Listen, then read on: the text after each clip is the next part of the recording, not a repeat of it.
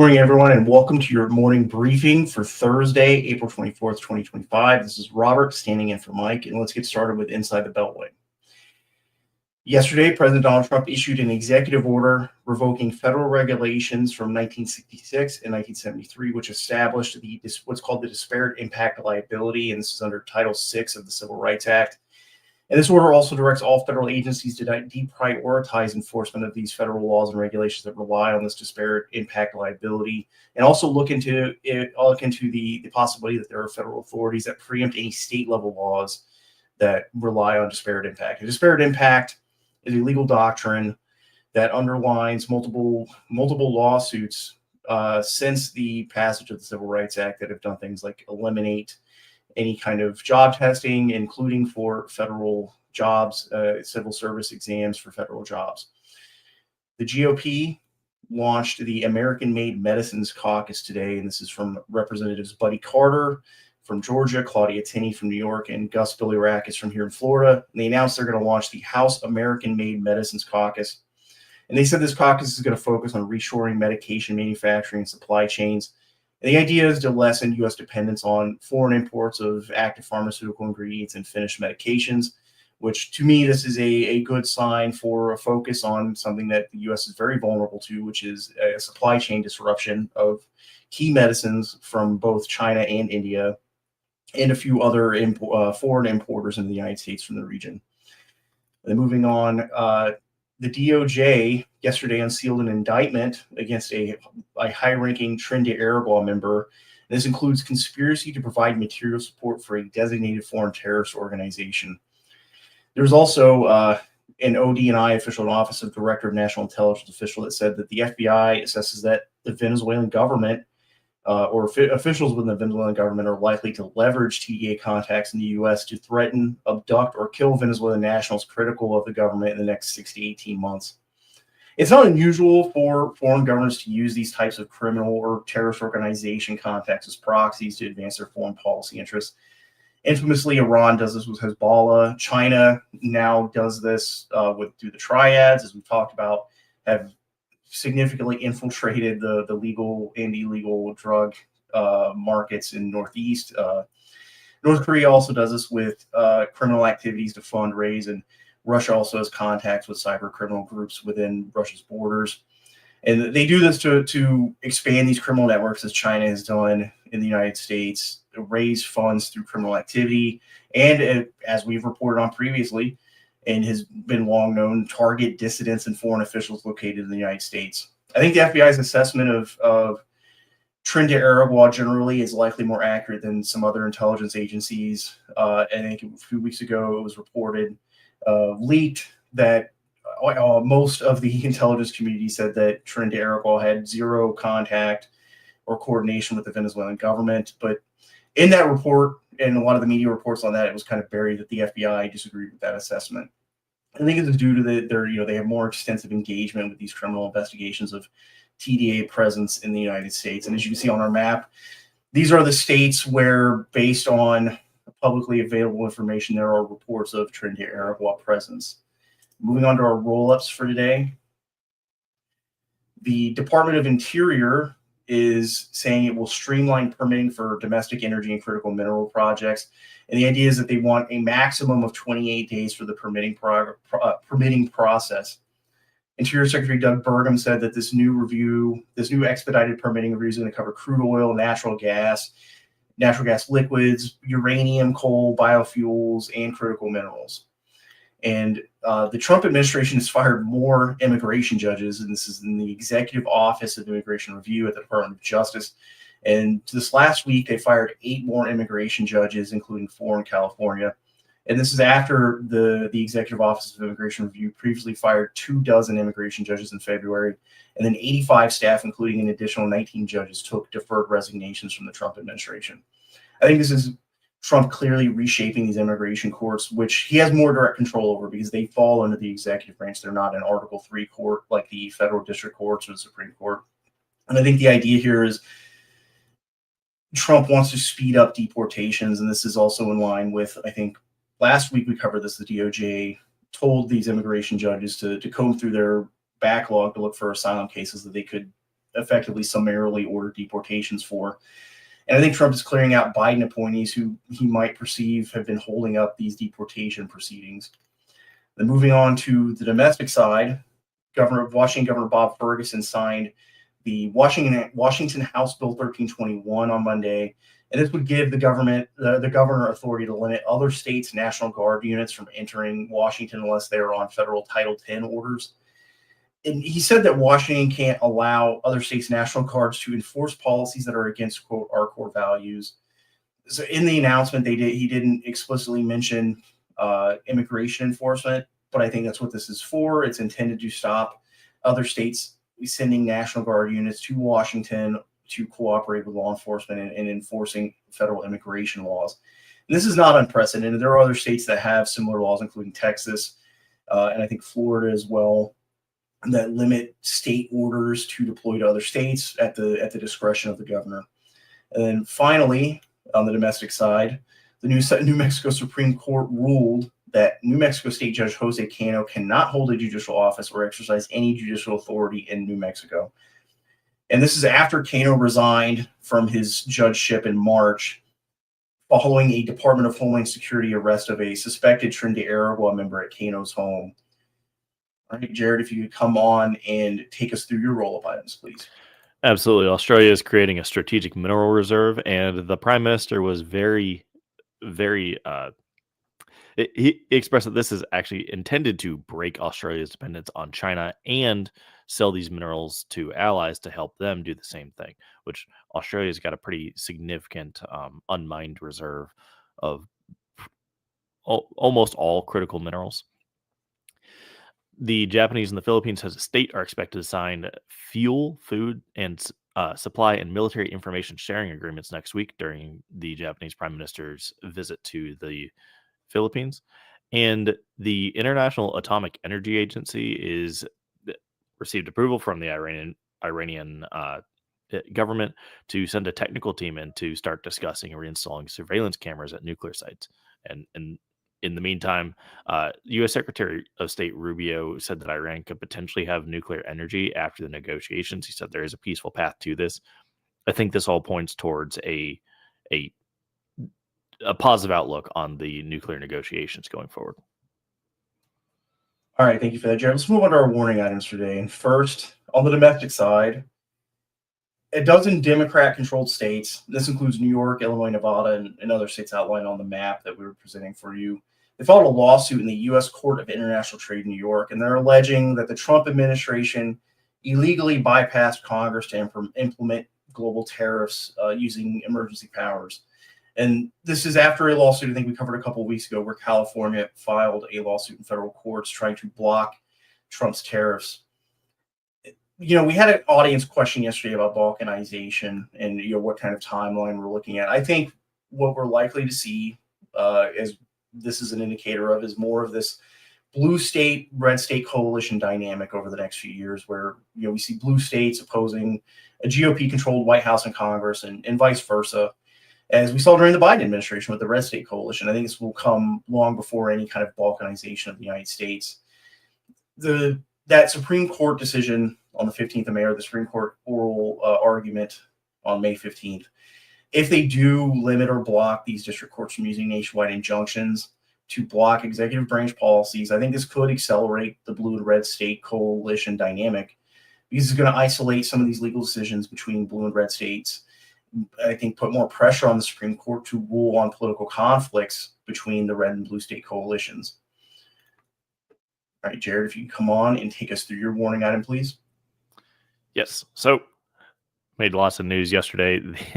In response to a terrorist attack earlier this week, India has ordered all Pakistanis to be expelled from India.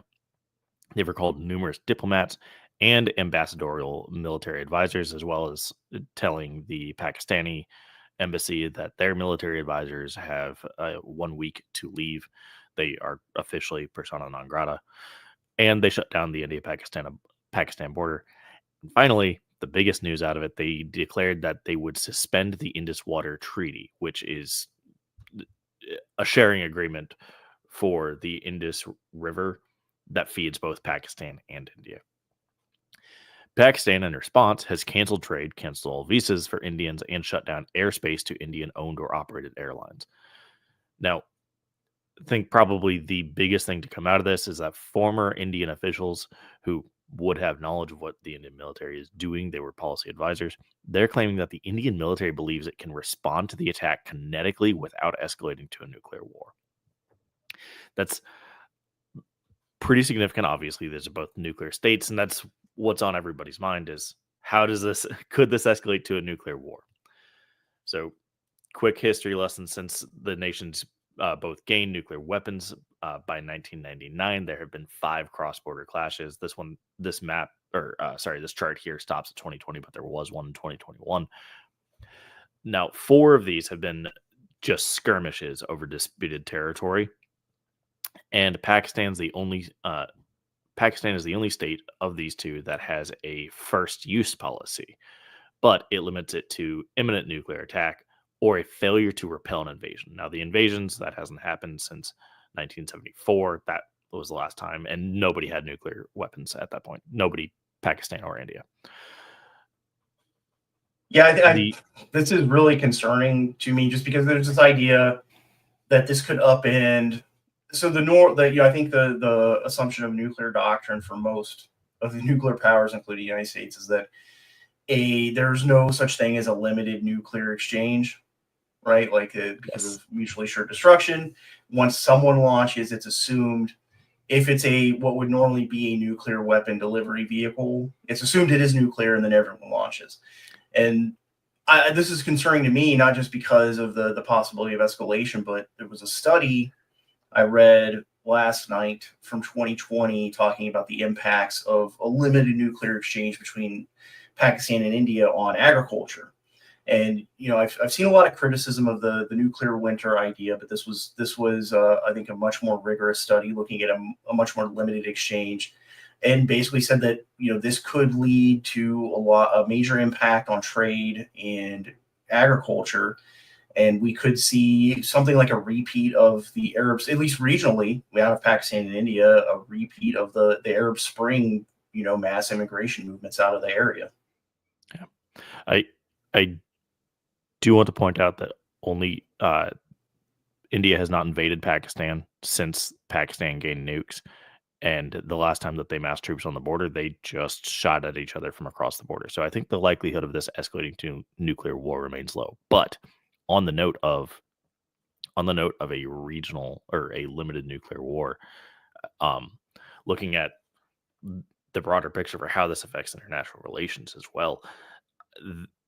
Yes, the nuclear doctrine will change, but if you can validate the concept of a limited nuclear war, I think also states like we were just talking about Japan yesterday, they would potentially look at this and go, oh, well, I should acquire nuclear weapons because this can remain limited. It does not have to spiral out of control. And I think it will rapidly accelerate proliferation of nuclear weapons. Yeah, that's a good point. I think you cited yesterday there was some nuclear, I think IEA, the International Atomic Energy Agency inspectors, who you said looked around the Japanese military programs and said, like, well, Japan has everything to make a nuclear weapon here. They just haven't yet. So, that seems not unnecessarily unrealistic to me. From everything I've seen, they would have to actually enrich their uranium supply further. They have not made weapons grade uranium. So that would be really the most limiting factor, but they have all the missile capability that would be able to deliver that. It's a matter of building the warheads and then putting it all together.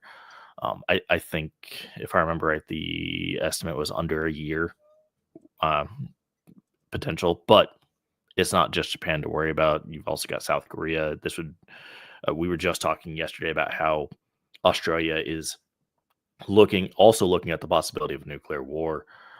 They're exploring what that looks like, and they would probably push for U.S. nukes to be stationed in Australia in the event that an India-Pakistan nuclear war did not become absolutely unlimited, because Australia would want to have a potential nuclear response. This would also I think this would drive any kind of security partners for the United States deeper into the United States sphere of influence if they have a non-U.S. Security threat in their region, because they would want to be under the nuclear umbrella until they could obtain their own nuclear weapons as well. All right. Thank you for that, Jared. Let's move on to questions and answers. And we have our first question from Bad Wabbit. How credible is this information? Because it seems like it could be a psyop to counter arrest deportation of individuals who subverted the migration invasion issue. Yeah, and I think this was in reference to the FBI assessment about the 6 to 18 months. Yeah, it specifically regarding the disparate targeting. Yeah. It's not unusual for, like I said, it's not unusual for foreign governments to target dissidents. I mean, even Turkey, I think during the first Trump administration, tried to go after a political dissident that was a U.S. resident, or I actually might have been a U.S. citizen at the time. So it's not unusual for these foreign governments to target dissidents. You know, China infamously has secret police stations throughout the United States and Europe, where they, in Canada, where they arrest political people who speak out against the Chinese Communist Party, like that ostensibly pro-Taiwan activist in New York who was actually secretly gathering names of political dissidents for the Chinese government. So I haven't seen the assessment, the classified or unclassified assessment. I don't think it's been made publicly available in its entirety, and so I can't necessarily give my opinion on the specific assessment from the FBI, but I don't think it's uncredible, just because historically these governments have done this. They have targeted political dissidents using terrorist groups, criminal organizations. Iran famously hired, I think, Hell's Angels members to go after political dissidents in the past, and even foreign officials. All right. Gary Beard, wouldn't balkanization open us up to being rolled up by someone larger like China, Russia? I don't think so. Partly because I don't think they have the ability to project force to do anything significantly in the United States. That's probably the main issue if we were to game this out. If there's a balkanization of the United States, and we'll say it's like regional, where we end up with the red state coalitions break off into a couple of different regions, and the blue state coalition breaks off into a couple different regions. Just geographically, it would be very difficult for even the Chinese military to hit the Pacific coast and just roll everything up. It would be, you have to remember the Iraq example. The U.S. military had a significant amount of forces deployed, and the Iraq insurgency continued until effectively we left. And that, you're talking about a country the fraction of the size of the United States, where you're going to have military forces that would need to control, multiple major metropolitan areas, multiple smaller cities. We have thousands of small cities in the United States and rural areas. I just don't think that's realistic as far as a military occupation. Now, diplomacy-wise, we could see, China or Russia try to break off some of those post-Balkanization, state or whatever that looks like, whether it's regions, whatever, governments to try to create diplomatic relationships. I don't see a military occupation of any part of the United States. Yeah, I agree with that wholeheartedly, and I've seen this at least gamed out a couple of times. And one thing I always see that's missing is that we have Europe and our Asian allies that actually have a vested interest in us remaining fairly coherent. So the main security threats, Russia and China, would have to get through them to get to the oceans, to get to the coast, which then they have to fight into a mountain range. And both coasts are highly urbanized. So it just seems, and neither of them, China's just the same way as Russia, probably less developed than Russia as far as power projection actually goes. So the idea that they would be able to do that is I think an impossibility. It just doesn't make sense. But diplomatically, that makes a lot more sense to me, that they would, come and try to use soft power, because you can fly a diplomat over here. All right, and then Bad Wabbit, this is a follow-up to the Trinidad thing. It seems a very convenient time for this info to make headlines. I agree, but I think the part of this is that this is probably coming out of the Trump administration trying to emphasize that the FBI disagreed with that leaked assessment that was put out to like the Associated Press and Reuters. So yeah, there is, I think, obviously a messaging angle to this, but I don't think it's people who are anti-deportation trying to undermine, Trump ending CHNV, which was the basically the parole for 4 countries, including Venezuela. I think this is an attempt by the Office of Director of National Intelligence to point out that in that earlier leaked assessment, the FBI did disagree with the idea that there was no contact between Trinidad and the Venezuelan government. And then their next question from Frozen Nomad: how does Japan and South Korea's shipbuilding capacity compare versus China and the U.S., and are they dependent on China for raw materials? This is probably better answered by Jared. Quantitatively, not great. China has an absolute majority of the shipbuilding in the world. That said, the Japanese and South Korean ships are of higher quality. So there is some capacity there. And you got to keep in mind that all of that can shift. And we are likely living through the shift right now. We're seeing a lot of pressure from the South Korean government, specifically on Hyundai Heavy Industries, to ramp up their own, because they claim they can get out 5 Aegis destroyers in a year, which is unheard of. But they want to ramp up their own and help Huntington Ingalls get up to that production capacity as well. It's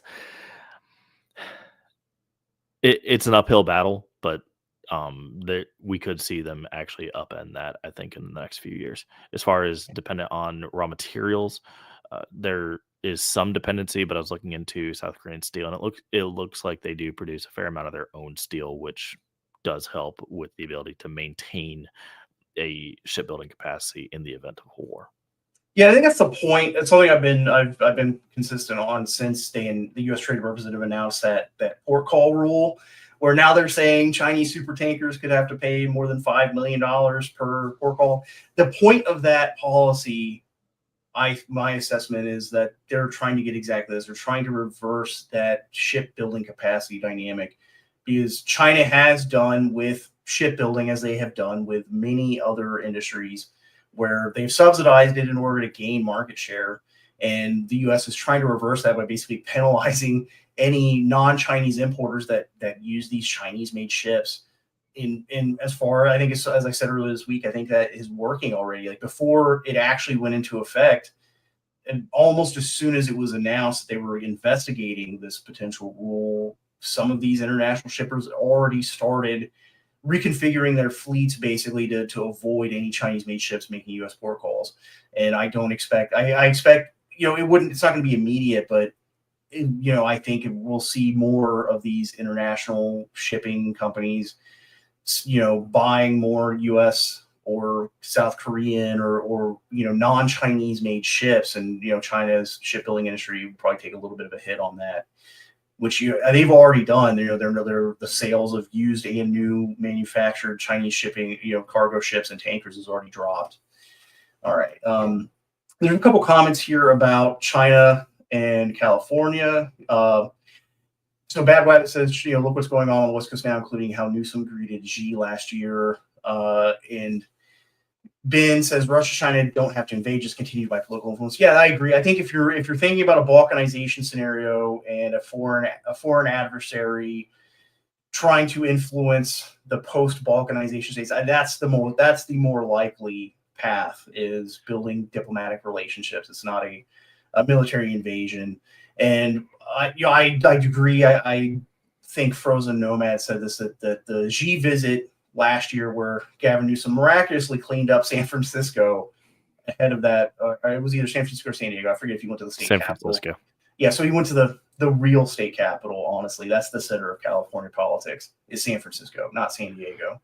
Yeah. And he cleaned up the streets and got all the homeless out like right ahead of the meeting. And I agree. I think that was more about building his clout as a candidate, a potential Democratic candidate in 2028 with foreign policy experience. I think that's what some of these other states like Maryland and Colorado are doing when they're talking about sending trade delegations to foreign countries and opposing these tariffs. It's all about building their clout, their national level profile, and try to give them a little bit of an edge over other potential Democratic candidates in 2028 and 2032.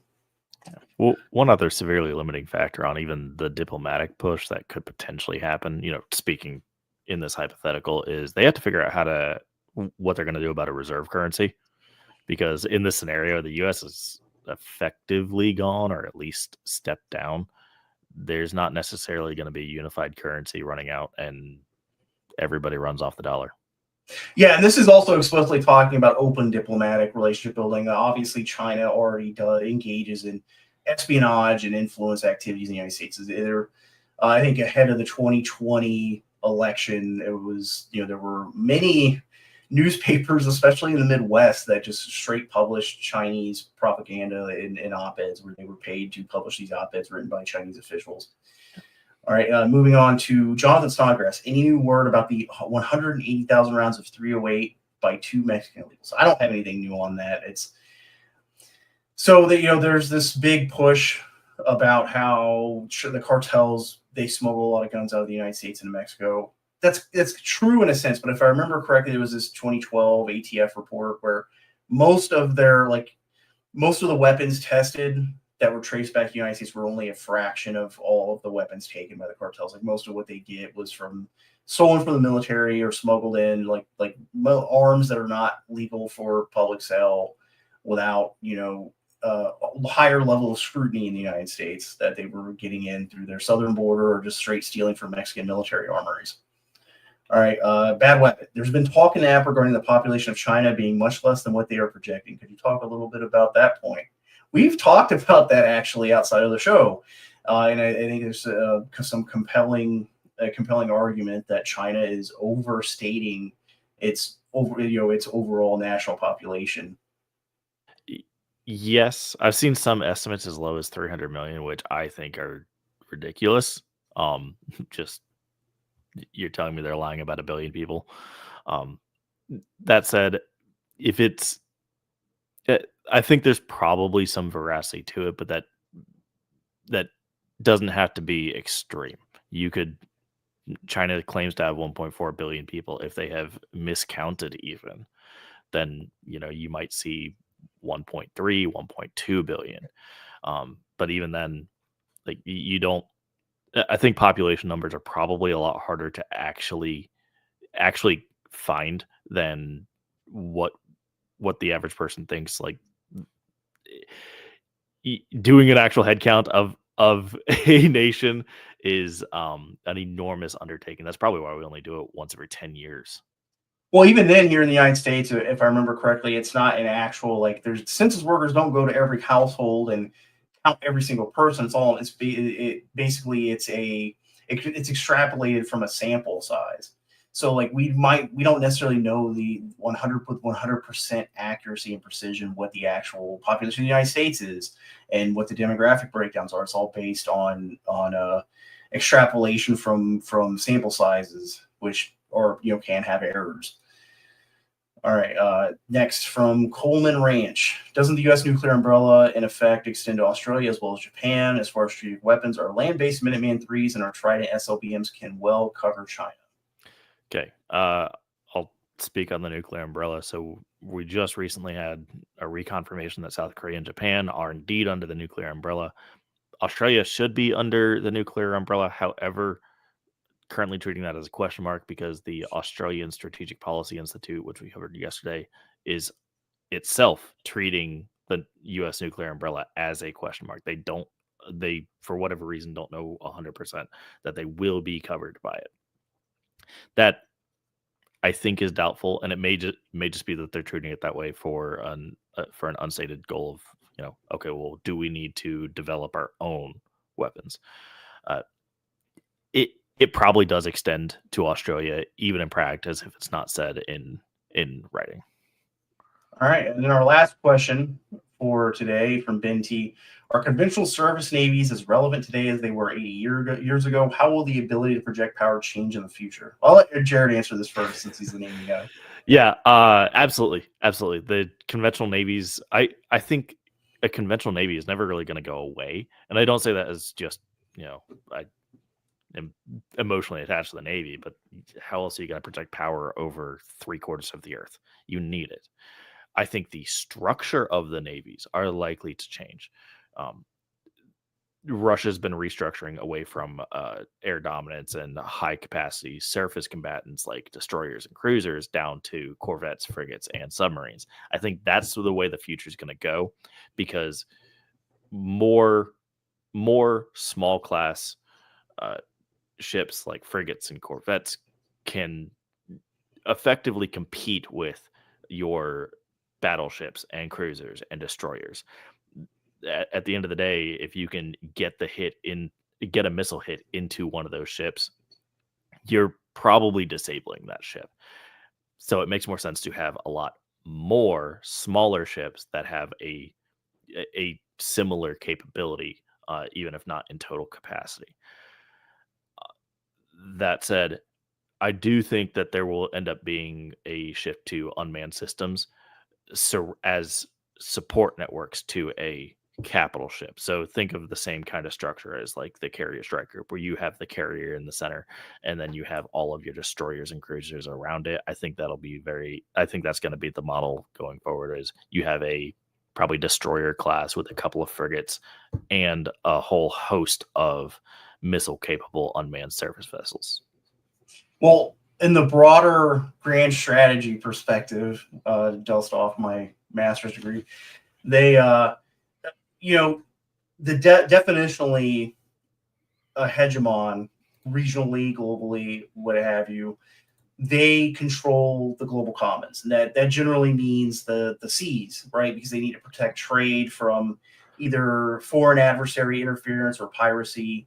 And I don't think that is definitionally going to change as far as projecting power on Earth. Yeah. Like, you're going to need to have some control of the global commons to be considered, to be able to be at the top of whether the United States stays as close to a global hegemon as we've had. That would require that control of the global commons. And this is, this idea of how the U.S. would do this using the Navy goes back to Admiral Mahan, who published probably a foundational text for international relations and grand strategy, talking about the use of the Navy to project power. Before, I think it was published in in the early 1900s. So this is a long time consideration for projecting power, is the ability to leverage the Navy. Yeah, Ben had a follow-up question of dial versus switch on relevance, and I think that's probably a correct way to look at it. But you got to keep in mind, navies are less relevant today than they have been in history. But if the U.S. were to step back and not be able to fulfill its role as the U.S. hegemon, navies don't get less relevant. Navies get more relevant. Every single nation now needs a navy in order to provide escorts for its merchant class to at least protect against piracy, if not privateership from competing powers. All right. Well, with that, that's the end of our show for today. We'll be back with you at 08 Central tomorrow. Be safe and stay out.